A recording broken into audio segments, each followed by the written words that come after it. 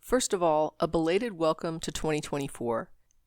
It's nearly the second quarter of the year and I haven't put out a single episode, so thank you to everyone who stuck with me regardless.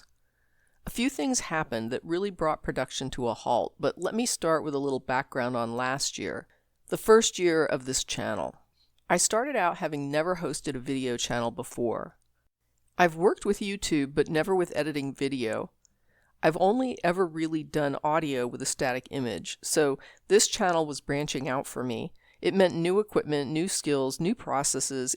It meant a lot of research just to get beyond the channel setup. Creating a logo and an intro, and some of the things I invested in didn't really work out. I'll spare you the details, but in the end, I got it to where I needed it, as far as equipment.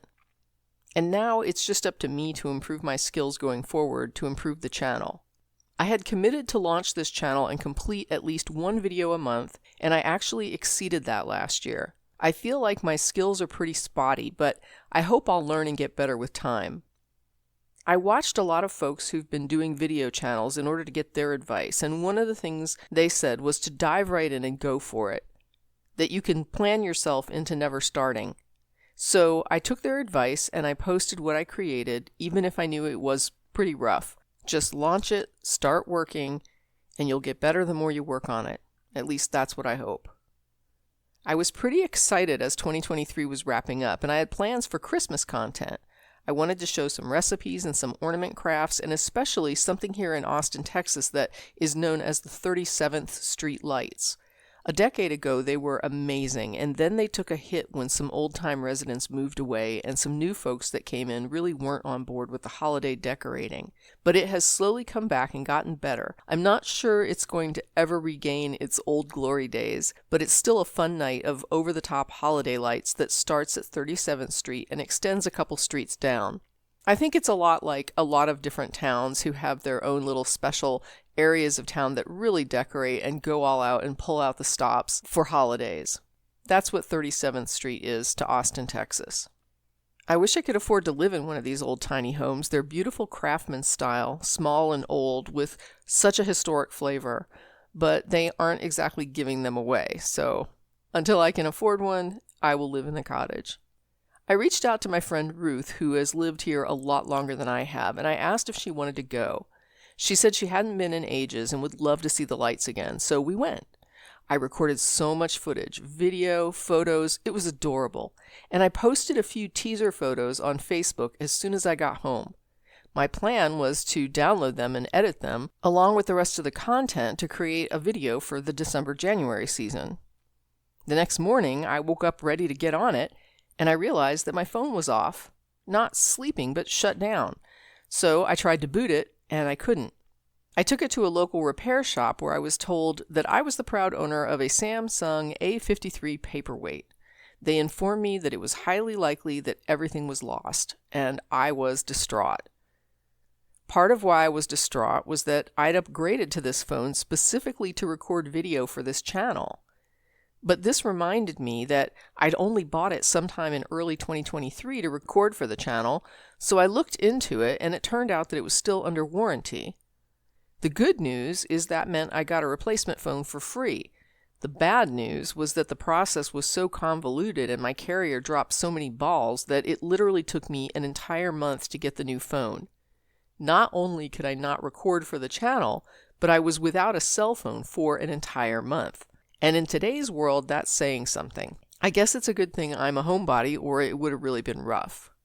Between the phone replacement fiasco and world events in general being so bleak, at least from my perspective, I really had a hard time keeping my motivation while I wasn't able to make videos. And also realizing how much video I lost, a few recipes and all of my holiday footage.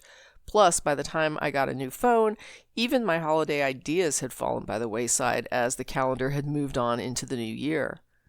I tried to keep up with a few shorts here and there, but it just couldn't keep me on track. With this channel, though, even a year in, I think I'm still finding my footing, and that's okay. I don't want to take it too seriously because my goal with this channel was to just have fun with it. And this year, until now, I didn't have any urge to record because of everything I just explained.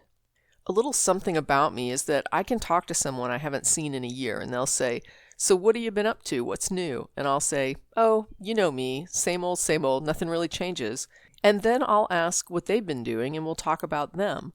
I'll interject and participate in the conversation, but I just don't ever think about anything I do as new, even if it is. I'm a big talker, but I'm not big on recognizing when I'm actually doing things that might be interesting to other people. Someone might come over and say, "Oh, that's new. I haven't seen that before." And I'll realize I've remodeled something or added a backsplash, demolished a wall, installed cabinets, set up a wall shelving, or added a path in the garden. These are things I do, but I think of them as chores that I need to do instead of things that I do that I should be recording, the bits and pieces of what actually happens here at the cottage. So I'll work on a project and think, I need to do this so I can work on the channel content, instead of realizing that these projects actually are or should be the content. And while my phone was down, I didn't wait for the new phone before jumping into some new projects. I put up a new arbor. I started converting the lawn to dirt and mulch for an eventual food forest. For a few years, I've had a new to me arbor sitting out back. I got it for free off of the Nextdoor app from a neighbor who was getting rid of it. It didn't have any sort of anchors or feet to drive into the ground, so I had to work out a solution for that. I ended up buying these cane-shaped rebar materials that I use to drive them into the ground to anchor it on each side. I have a lot of rock in the ground around my cottage, so I had to dig down a bit and work around that. Another neighbor had these big landscape rocks he was giving away, and a friend with a flat trailer helped me haul them and unload them in the front yard. All of these things I collect can sit around for months and months before I do anything with them. I get them when I see them offered up for free, and I know I want to use them, I'm just not always sure how. In this case, I had a big twig arbor that I had made that was really cool and lasted for a while, but ultimately it wasn't made from sturdy enough limbs, and even though it withstood all kinds of weather, including strong winds, it finally collapsed on itself under its own weight on top. Well, I say its own weight, but it was supporting a wisteria and a grapevine, so there was a lot of weight on it. I thought the vines would actually come together to sort of reinforce the twigs, but ultimately they just weighed it down and snapped it. So when I saw this metal arbor offered up for free by a neighbor, I knew it was a good opportunity to upgrade the broken one with one that would be more sturdy. But it was a real chore to pull up that old one and install the new one. And there was a lot of physical labor, sweating, and probably a lot of swearing involved. But I never think to show this work, or at least I don't easily think to show it. So after digging down several inches, I sank this arbor on both sides into the ground. And then after that, I filled it in with some paver sand, and I surrounded it with these boulders. Then I took the rebar stakes and I drove them down into the ground. Because of the rock content of my yard, I went ahead and drove them in at an angle. So I would drive the first one in at an angle down onto the left, and then the other one I would turn it right and drive it down to an angle on the right, and then the next one to the left, the next one to the right. So they were angled all the way down. And I won't know until there's, I guess, some inclement weather, whether or not these things are going to hold, but we'll see. I'm hoping that it'll be pretty sturdy based on everything I've done to sort of anchor this thing at this point. The other project that I mentioned before is that I'm slowly converting the front lawn to a food forest, or a food-producing garden, whatever you want to call it. I continually plant food-producing plants, even though some don't do well, and I've lost many. But my philosophy is that if you want a yard full of food-producing plants and trees, plant as many as you can, as often as you can, and eventually you're going to have a yard full of plants that produce. And not only that, but the ones that survive, especially survive my laid-back gardening style, are going to be hardy plants. Plants that can stand to be neglected, that can survive cold winters, dry summers without a lot of attention. I've grown some things from seed and some from cuttings and some I've purchased, but it's pretty rare that I spend too much money on any plant. Still, I'm slowly covering the lawn with dirt and mulch that will break down over time. I also bought some mammoth or giant radish seeds because they're tough root plants that you can break the clay soil up with, which is what I have mostly in my yard. Basically, you don't have to grow them to eat them. You grow them to literally bore down into the soil where they then die, and this is where they compost and bust up the clay. It's a slower but easier way to amend the soil. I'm also hoping that this is going to help control some of the weeds that have managed to take over the backyard at this point. The basic method here is just to plant your plants in the ground, knowing that you're going to be adding a few inches of dirt and mulch when you dig the hole. So you put your plants in, and then you cover the ground all around them with cardboard. Everything that you're going to cover with mulch, you want that to have a layer of cardboard that's going to suppress the grass or anything else that's growing so that it won't come up through the mulch and dirt that you're about to put down. And then you add your dirt and mulch, and then whatever border you need to put in to keep the soil in place in case it rains. I'm using solid cinder blocks. Over time, the grass is going to die, and the mulch and the dirt are going to break down. It's another way of slowly amending your clay soil. Eventually, this new soil is going to become your top layer as you continue to add more layers in later years. I still have a lot of my sprouted plants. I've got my figs, I've got my pomegranates, and every year I buy a few herbs to sort of stick in the ground. I think basil does really well here, and my creeping oregano.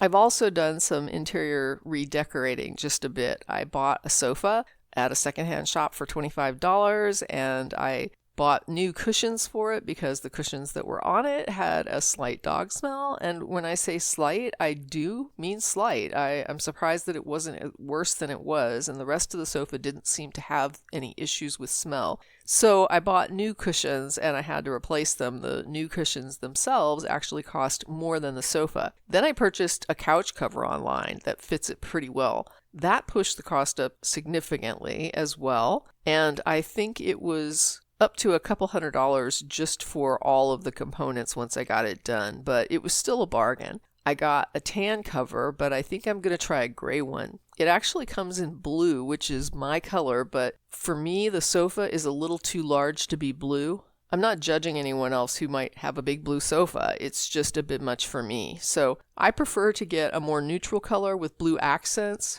and I just can't get used to the tan. I know that gray is such a trend color the last few years, and I see so many updated houses for flipping on Zillow, and they've all done the homes in gray and white, and maybe with color pops here and there. I don't actually like to go with trends, but a white sofa would get so dirty so easily with all the cottage cats, and a dark color would just be too heavy and overwhelming. The sofa itself that I purchased is kind of chunky, and I don't think it needs a dark, heavy color that's going to add to that heaviness. I also pulled all of my adjustable shelving out of the front bedroom that we've been using for storage, and I put it up in the living room to see how it would fit.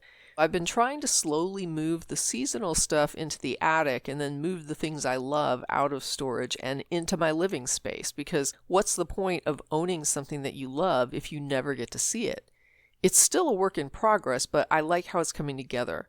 In small news, I've bought these over-the-door hooks, and despite the fact that they're just hooks, they've been lifesavers. It's allowed me to share the working bathroom, because the master shower isn't working right now, without taking up space from my roommate.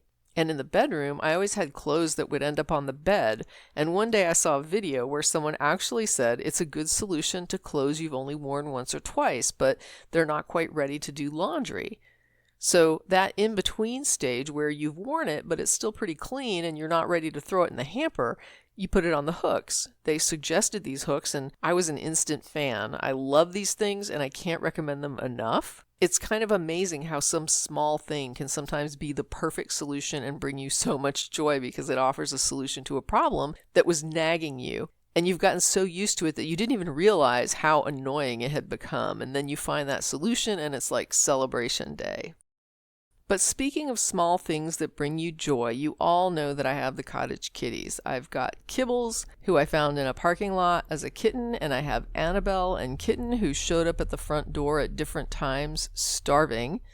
I've got Bree, who was a neighborhood feral around the time I moved in. She had been ear-notched, but not chipped. None of them were chipped, and Annabelle, well, she's not even tame. I thought Bree was untamed and feral, but it turned out she is tame, and I have no clue what her story is, but I wish I did.